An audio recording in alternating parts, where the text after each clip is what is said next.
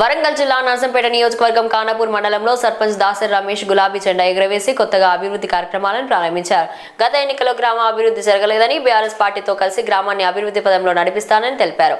ఈ కార్యక్రమంలో మాజీ ఎంపీపీ వేములపల్లి ప్రకాష్, అంజర్, బత్తిని శ్రీనివాస్ మరియు ఇతర నాయకులు పాల్గొన్నారు.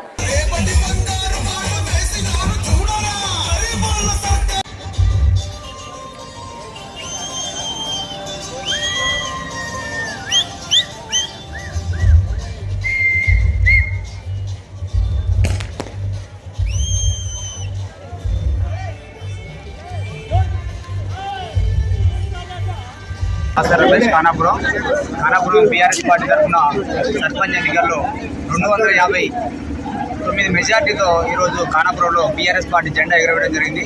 దీనికి సహకరించినటువంటి నా గ్రామ ప్రజలకు, నా ఆప్తులకు, నా పార్టీ నాయకులకు, కార్యకర్తలకు ప్రతి ఒక్కరికి శిరస్సు వంచి నమస్కారం చేస్తున్నా. ఈరోజు నర్సంపేట నియోజకవర్గంలో గత 16 సంవత్సరాల నుంచి కానాపురం మేజర్ గ్రామ పంచాయతీ కాంగ్రెస్ పార్టీ కైవసం చేసుకుంటుంది.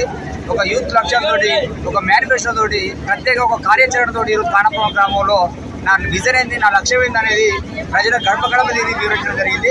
దీన్ని ప్రతి ఒక్కరు స్వాగతించినందుకు వారికి గ్రామ ప్రజలకు శిరస్సు వంచి వందనాలు చేస్తున్నాడు.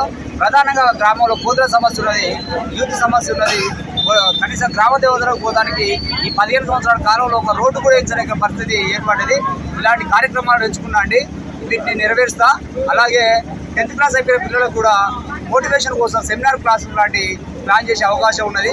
గ్రామస్తులు అందరు ఎన్ఆర్ఐస్ ఉన్నారు, సాఫ్ట్వేర్లు ఉన్నారు.